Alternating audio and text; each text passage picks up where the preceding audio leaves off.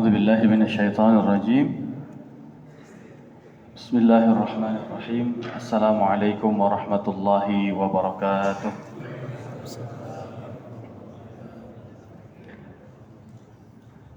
الحمد لله رب العالمين، والعاقبة للمتقين ولا عدوان إلا على الظالمين. أشهد أن لا إله إلا الله وحده لا شريك له، إياه نعبد وإياه نستعين، وأشهد أن سيدنا محمدا عبده ورسوله صادق الوعد الأمين. اللهم ربنا فصل على سيدنا محمد وعلى آله وصحبه ومن تبعهم بإحسان إلى يوم الدين. رب اشرح لي صدري ويسر لي أمري واحلل عقدة من لساني يفقهوا قولي. اللهم ربنا زدنا علما وارزقنا فهما وزدنا هدى. لا إله إلا أنت سبحانك إنا كنا من الظالمين. أما بعد. Alhamdulillah, kita bersyukur kepada Allah Subhanahu wa taala. Salawat dan salam kita hadiahkan kepada suri tauladan kita, Nabiullah Muhammad sallallahu alaihi wasallam. Jamaah sekalian yang dimuliakan Allah Subhanahu wa taala, terakhir kita di ayat yang keempat, ya, belum tuntas kita membahas ayat keempat. Wa idzal 'isyaru 'uttilat. Ya. Al-'isyar maknanya terakhir adalah an-nuwaq al-hawamil. Ya. Jadi unta-unta yang sedang kalau binatang nyebutnya apa? Bunting ya. Ya. Jadi unta-unta betina yang sedang hamil. Allati fi butuniha auladuha, yang ada di dalam perutnya anak-anaknya. Atau awillati ata 'alaiha fil hamli 'ashratu ashhur, atau siapapun perempuan yang usia kehamilannya sudah sampai 10 bulan, gitu ya. Ya. Atau lebih bahkan. Selama belum hatta tadha', selama belum melahirkan. Kalau sudah lewat 9 bulan, masuk bulan ke-10, masuk bulan ke-11 dan seterusnya, disebut dengan al-'ishar, atau kata tunggalnya adalah usyara, ya. Jamaknya ishar. Kenapa unta ini menjadi salah satu tanda kiamat? Ya. Kenapa Allah menyinggung tentang wa idzal 'isyaru 'uttilat? Karena li'annaha a'azzu ma takunu 'alal 'arabi wa laysa yu'attiluha ahluha illa halal qiyamah. Wa hadha 'ala wajhi al-mathal. لأن في القيامة لا تكون ناقة عشراء ولكن أراد به المثل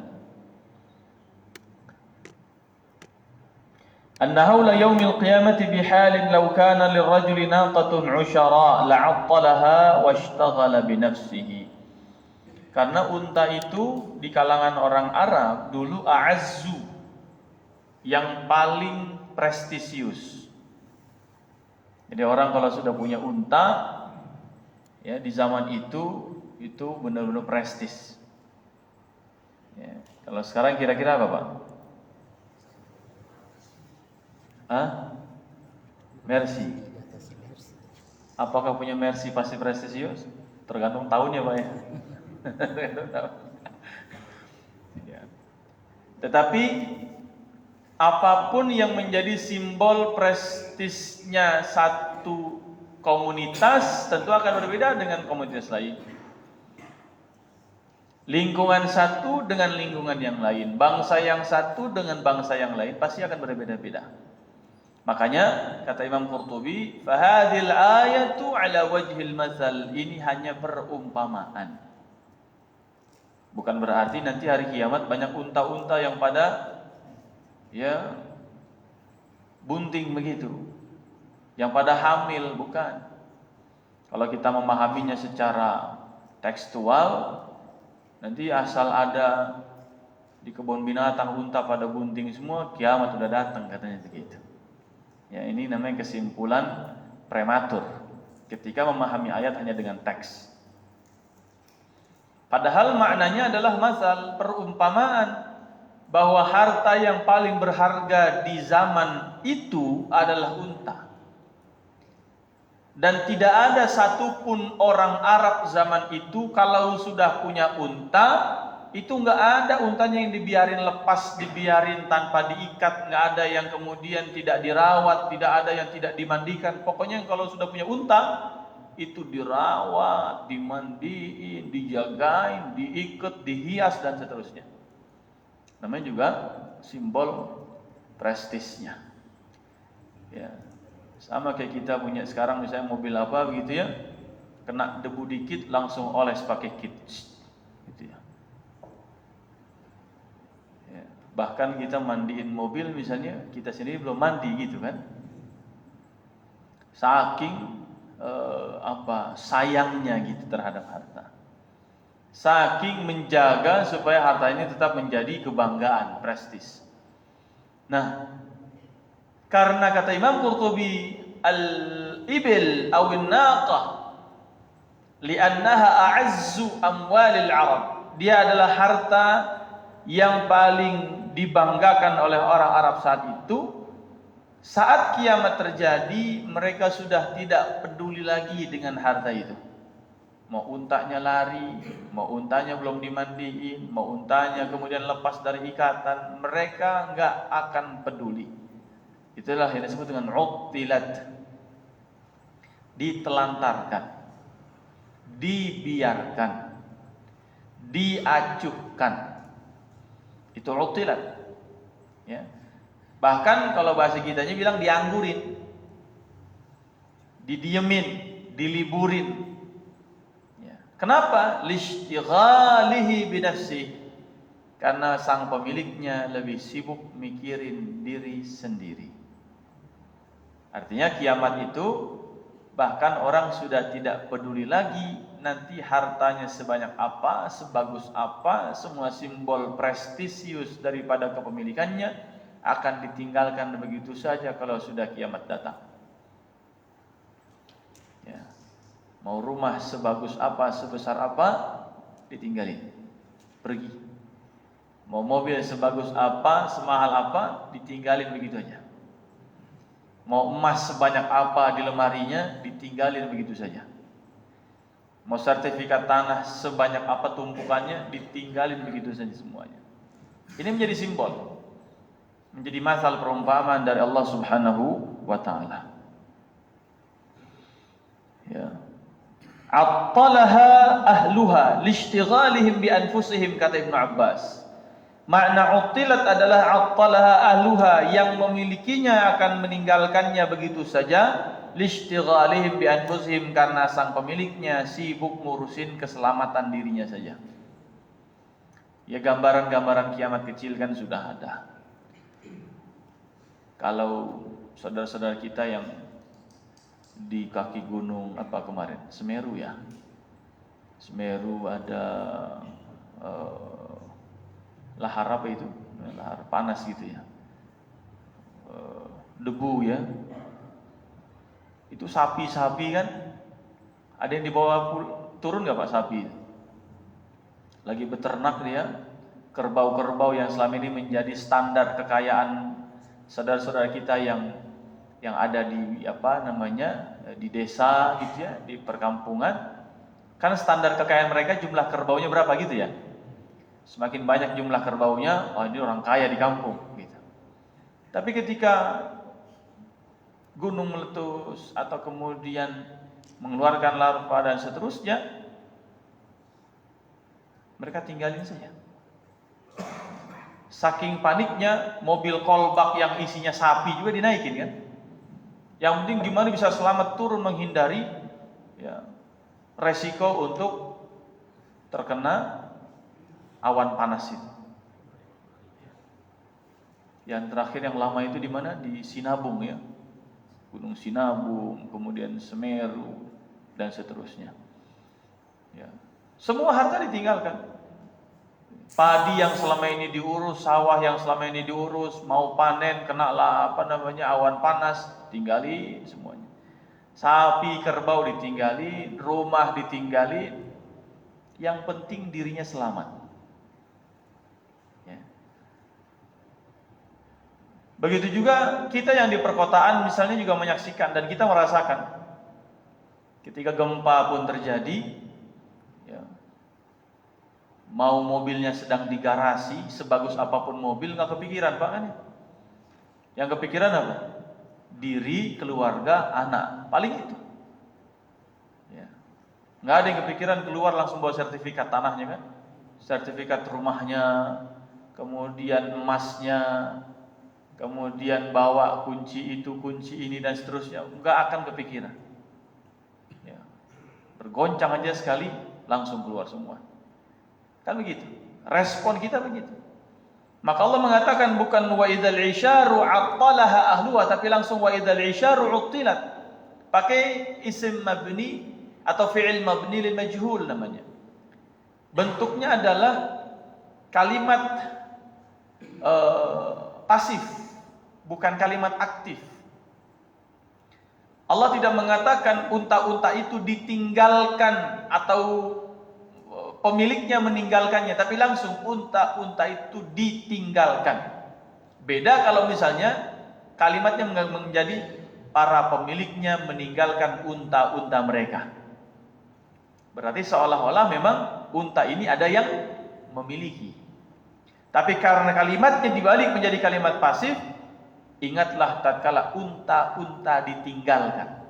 Ditinggalkan siapa? Sampai bahkan tidak ada yang memilikinya. Sampai bingung siapa pemiliknya. Gambaran suasana yang sangat ahwal, sangat kacau, sangat kemudian ya, tidak bisa dikendalikan. Bukan hanya berarti manusianya yang meninggalkan, tapi unta-unta itu juga mencari selamat.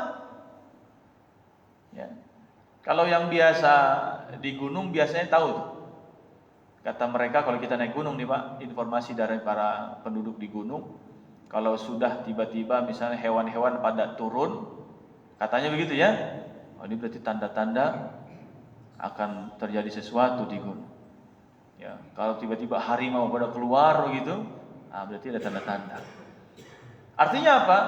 Hewan juga Allah kasih insting tentang terjadinya bencana, tentang terjadinya gejolak alam, tentang terjadinya gempa, tentang terjadi kiamat. Maka unta-unta ini juga bereaksi tatkala unta-unta ditinggalkan. Maka mereka pun saling menyelamatkan. Untanya juga pengen cari selamat, manusianya pun jadi selamat. Ya. Untanya meninggalkan dan ditinggalkan, manusia sang pemiliknya pun meninggalkan dan ditinggalkan. Sehingga tidak ada yang meninggalkan siapa. Allah bikin kalimatnya pasif.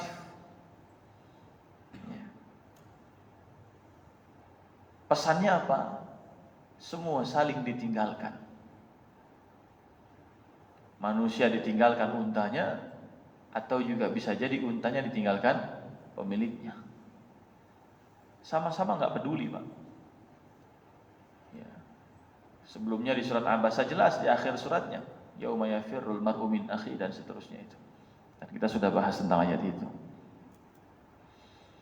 Ya. Kemudian makna berikutnya adalah dari kata isyar, ya. Ay as-sahabu yu'attalu mimma yakunu fihi wa huwa al-ma'u fala yumtir. Wal arabu tushabbihu as-sahaba bil hamil. Makna yang berikutnya kata Imam Qurtubi tafsirnya tentang al-isyar adalah awan-awan.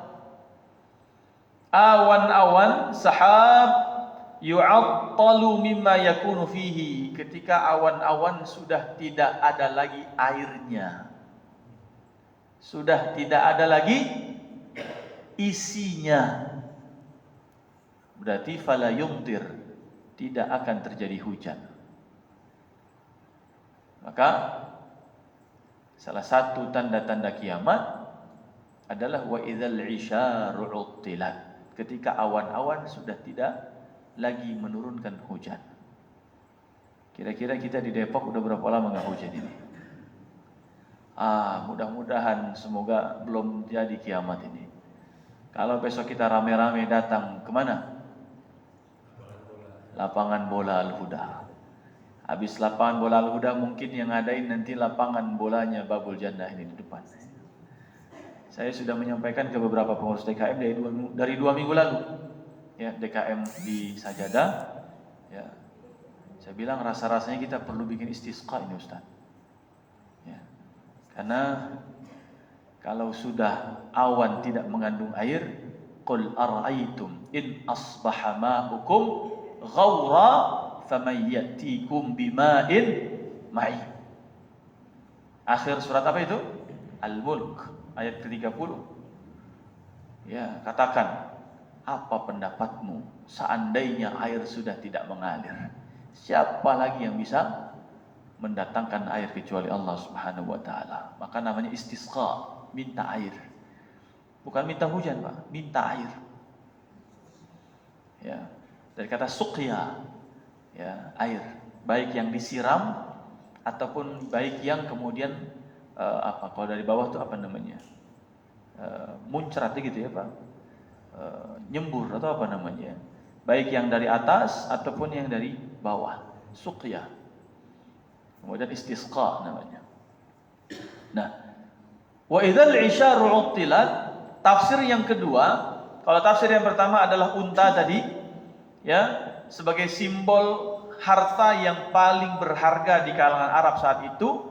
Dan apapun harta yang paling berharga, yang paling prestisius di zaman kita saat ini pun, bagi siapapun, saatnya tiba nanti, itu semua akan ditinggalkan, orang sibuk ngurusin dirinya masing-masing. Tafsir yang kedua adalah awan yang sudah tidak lagi mengandung air, sehingga fala yumtir, tidak terjadi hujan. Wal Arabu, dan orang Arab, tusyabbihus sahaba bil hamil. Orang Arab biasa mengumpamakan wanita yang hamil itu seperti awan yang gemuk terisi dengan air. Ya, awan yang besar yang mengandung air sering diserupakan dengan awan. Sedangkan perempuan hamil. Kalau perempuan hamil, perutnya besar, awan yang banyak airnya gede, berisi. Tapi kalau kemudian perempuan yang tidak hamil, perutnya besar apa enggak, Pak? Tergantung ya. Ada aja yang enggak hamil gede juga tetap ya.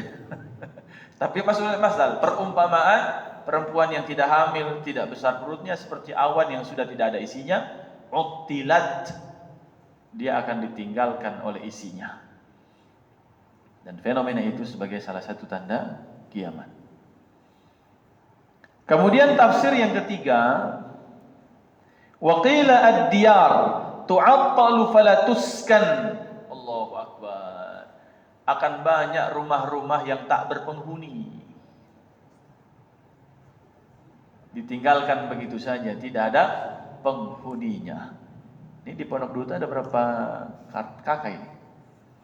Ya, ada berapa rumah? Tapi saya lihat juga banyak rumah yang kosong di sini ya. Apalagi sejak Covid, Pak. Banyak rumah yang dijual. Kenapa? Orangnya sudah kena Covid, meninggal, nggak ada isinya. Anaknya entah tinggal di mana. Rumahnya jadi sesuatu yang belum jelas ya, status warisannya seperti apa. Ada yang masa Covid kemarin rumah kosong. Kenapa? Orangnya pulang kampung. Kenapa? Karena beban hidup di kota sudah semakin berat. Akhirnya tinggalin rumahnya, pergi ke kampung. Banyak ini, di Cimanggis banyak. Ya.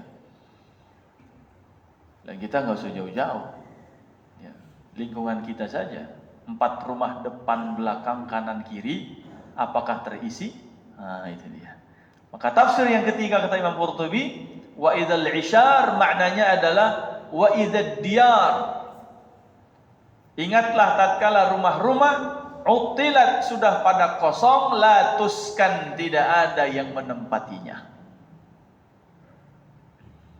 Dulu bikin rumah besar-besar. Punya anak 5, bikin kamar 5. Kalau orang Minang itu jumlah kamar sesuai dengan jumlah anak perempuan, gitu kan? Ya. Anak perempuan 3 bikin kamar 3. Anak laki-laki mohon maaf, silakan Anda merantau, kan gitu ya. Anda tidak punya kamar di rumah gandang itu. Nah, kalau orang Minang begitu katanya.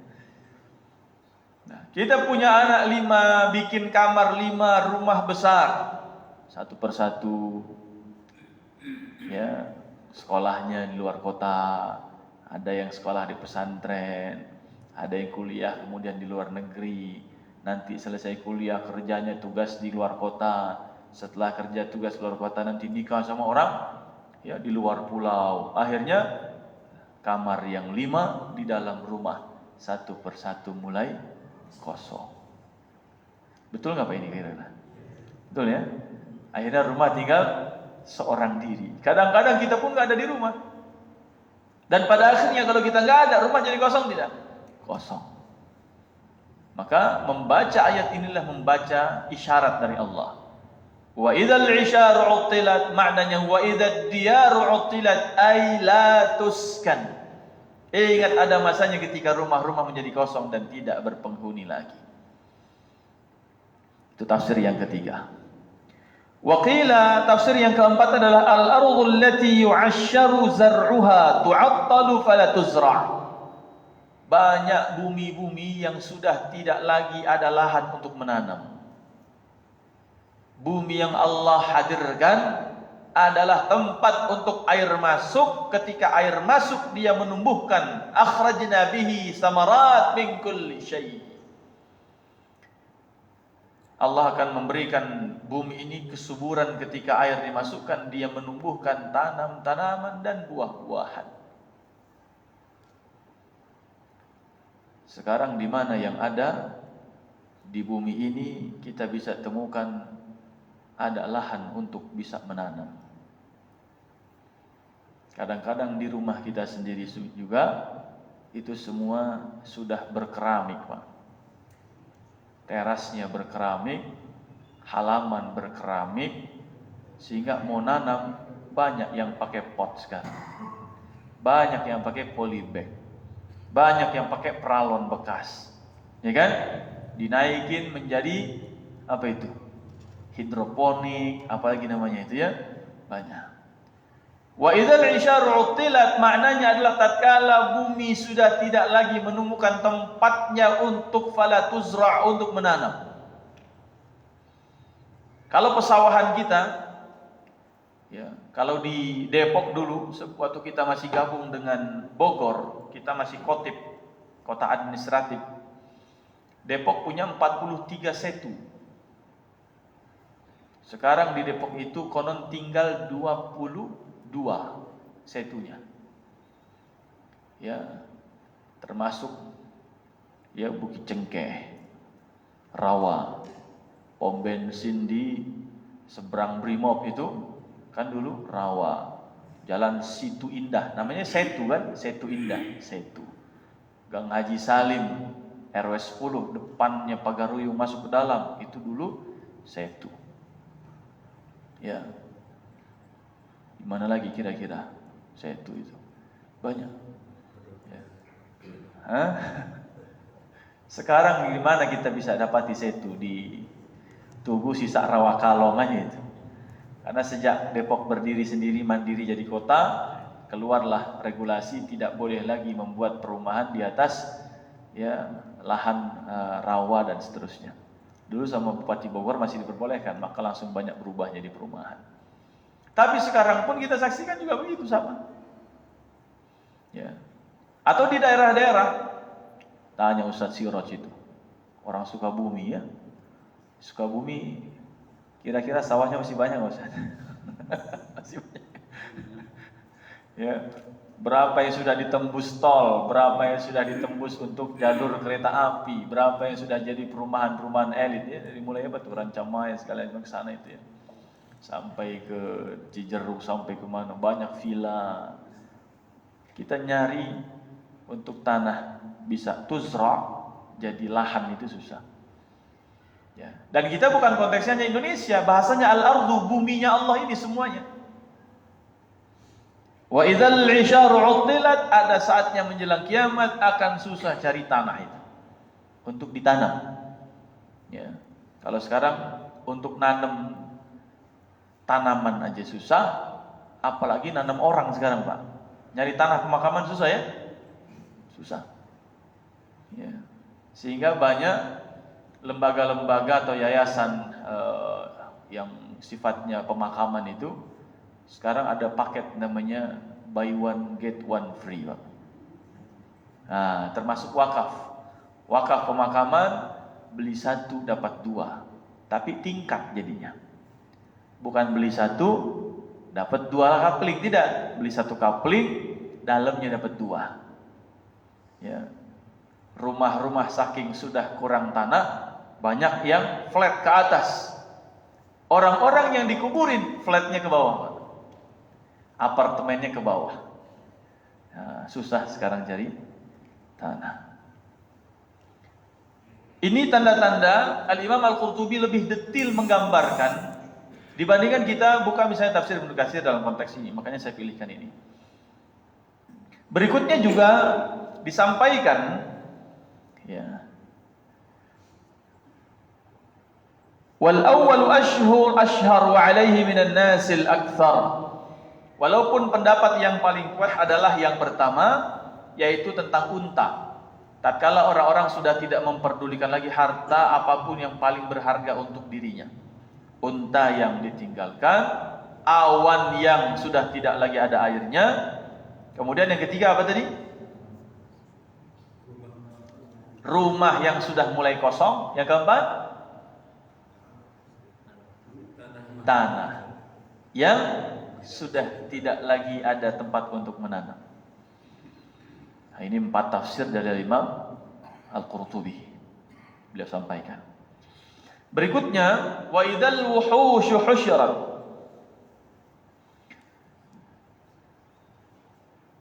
Al-wuhush, ya, maknanya ada beberapa.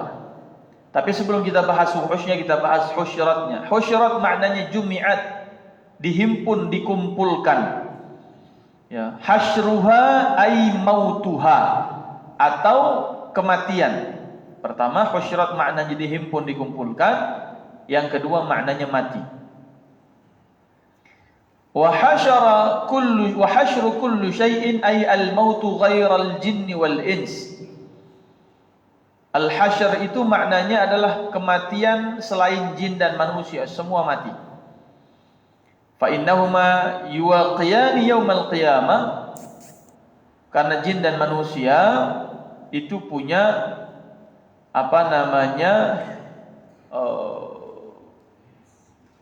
ayat khusus bukan tentang wa'idal wuhush ini.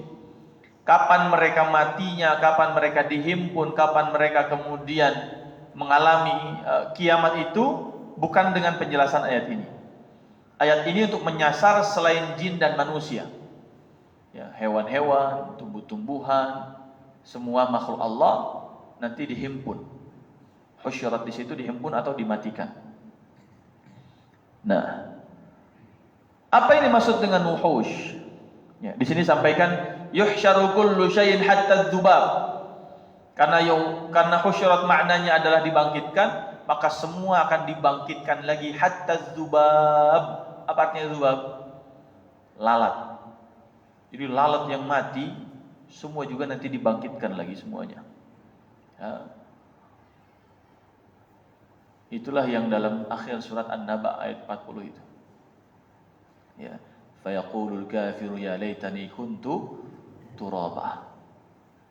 Ya. Semua dibangkitkan, yang mati-mati semua dibangkitkan. Ya. Hatta dzubab, sampai lalat. Qala Ibnu Abbas, berkata Ibnu Abbas, tuhsyarul wuhushu ghadan ay tujma'u hatta yuqtassa li ba'dihha min ba'din fa yuqtassa lil jamma'i min al qarna ثم يقال لها كوني ترابا فتموت وهذا أصح مما رواه عنه إكرمة وقد بيناه في كتاب التذكرة مستوفى ومضى في سورة الأنعام بعضه أي إن الوحوش إذا كانت هذه حالها فكيف ببني آدم. Wuhush dari kata-kata wahshi, binatang-binatang buas atau yang punya tanduk. Ya, ketika hewan-hewan semua dibangkitkan, binatang-binatang buas dibangkitkan, untuk diapakan? Untuk liuktassa, untuk dikisos, untuk dibalas. Kisos itu sesuatu perbuatan yang dilakukan setimpal. Rasa sakitnya sama, terlukanya sama, ya, semuanya sama. Makanya Allah katakan dalam Al-Quran, ya, al-udhun bil-udhun, was-sinna bis-sin, dan gitu ya, wal-juruh qisas. Lukanya harus sama persis. Kalau mau kisos itu, kalau kita pernah nusuk orang dalamnya 2 cm, kalau mau dikisos tusuk juga dalamnya 2 cm. Itu namanya kisos.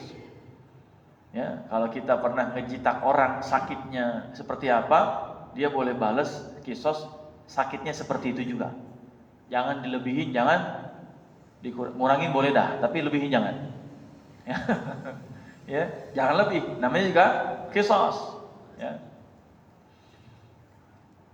Sehingga hewan-hewan yang buas itu dibangkitkan pertama kali oleh Allah sebelum hewan-hewan yang tidak buas. Jadi yang buas-buas pada dibangkitin dulu sama Allah. Wa idzal wuhushu husyra. Dibangkitkan dulu yang buas-buas itu. Setelah itu yang korban-korban ini baru dibangkitkan. Jadi singa pada dibangkitkan. Ya. Nanti setelah singa dibangkitkan, baru kuda zebra dibangkitkan. Nah gitu. Zebra mau ngapain? Saya mau balas dia ya Allah. Dibalas Pak. Setelah zebra membalas yang pernah dia terima di dunia dari singa, maka Allah kemudian mengatakan kunu turaba. Udah, sekarang udah pada impas, semuanya jadi debu lagi semuanya. Makanya orang kafir yang menyaksikan itu kejadian di padang mahsyar mengatakan, ya laitani kuntu turaba. Ya Allah, saya juga pengen dong jadi debu aja udah, biar nggak masuk neraka. Nauzubillah min dzalik.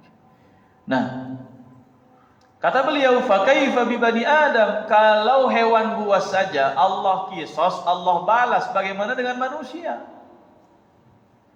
Hewan aja satu dengan yang lain saling ngebales. Ini nyamuk dimakan sama cicak sekarang Pak, ntar nyamuk yang makan cicak itu. Gimana ceritanya terserah Allah dah. Pokoknya emang begitu kejadiannya. Liuktassa, dikisah semuanya. Ya. Sesama hewan begitu. Nah, maka fakaifa bi bani Adam, bagaimana dengan manusia? Perbuatan zalim sekecil apapun, hati-hati. Minta selalu keridhaan orang, minta selalu keridhaan saudara kita, tetangga kita. Anda pernah zalimin ente enggak? Kalau pernah minta maaf, ya maafin. Ya. Biar apa? Biar kita enggak ada tanggungan sama sekali. Apalagi kalau sudah bicara fisik itu. Ya. Protesnya di padang mahsyar itu yang bisa bikin bangkrut orang yang udah pulang ke akhirat bawa amal soleh sebanyak apapun.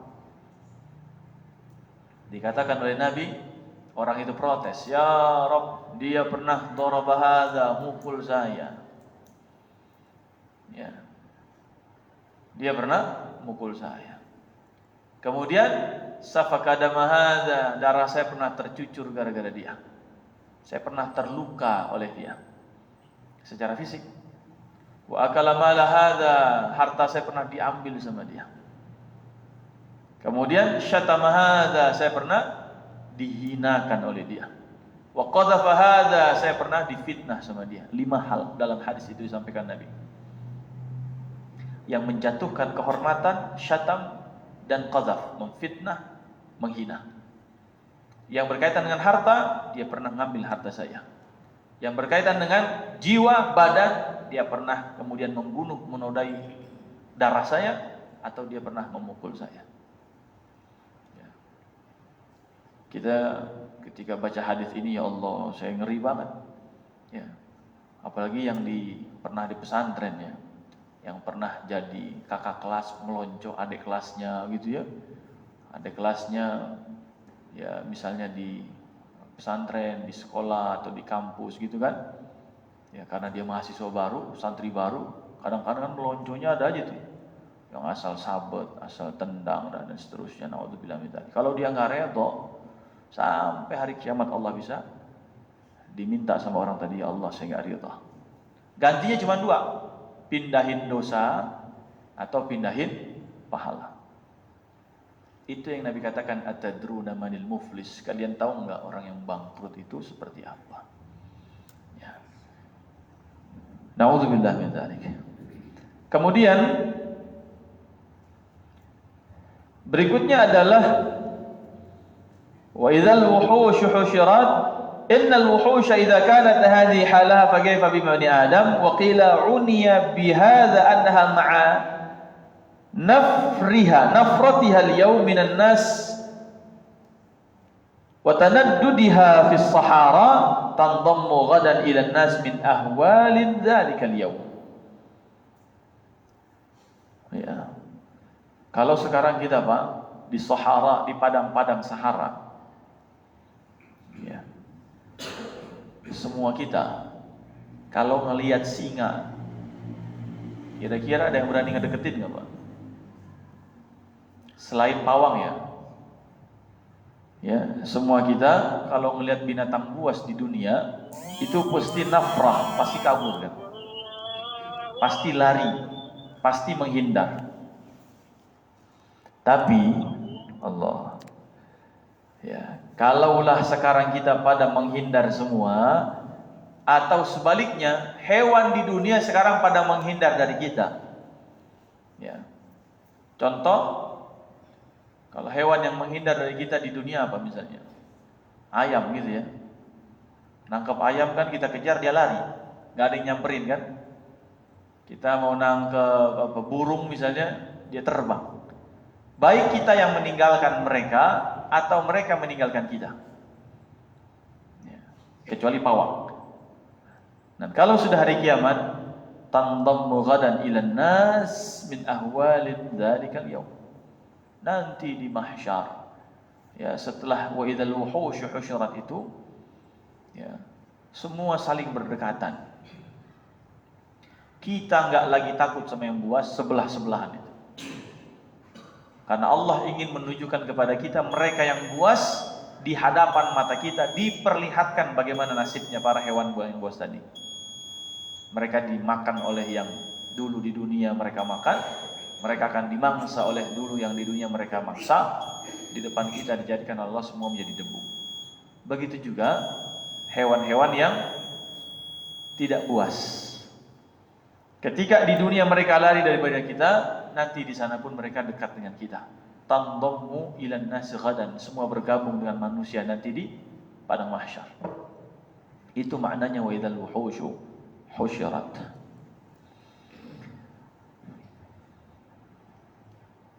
Baik. Ya, karena sudah bel berbunyi, ya. Saatnya pulang sekolah kita. Alhamdulillah kita sudah sampai ayat yang ke 5 ya, ayat yang ke-5. Ya, sebagai spillnya gitu ya. Ayat ke-6 ini nanti menceritakan tentang satu fenomena yang unik. Sebelumnya Allah mengatakan wa idzal isyaru utilat, salah satu maknanya awan kering dari airnya, tapi biharnya, lautnya Allah muliat, Allah penuhin airnya. Jadi air laut berlimpah padahal air hujannya nggak turun. Logikanya dari mana Pak? Kira-kira. Padahal kita punya di dunia ini kan siklus air ya, turun, kemudian ya kita belajar dulu kemana dia sampai proses ke laut, nanti kondensasi lagi naik ke atas dan seterusnya kan, sirkulasinya. Nah, makanya airnya di laut ada. Nanti airnya penuh, tapi hujannya nggak turun. Dari mana airnya? Nah ini dia. InsyaAllah kita akan bahas di pertemuan berikutnya. Aku qouli hadza wa astaghfirullah li wa lakum Hadanallahu wa iyyakum ajma'in. Wabillahi taufiq wal hidayah. Wassalamualaikum warahmatullahi wabarakatuh. Waalaikumsalam.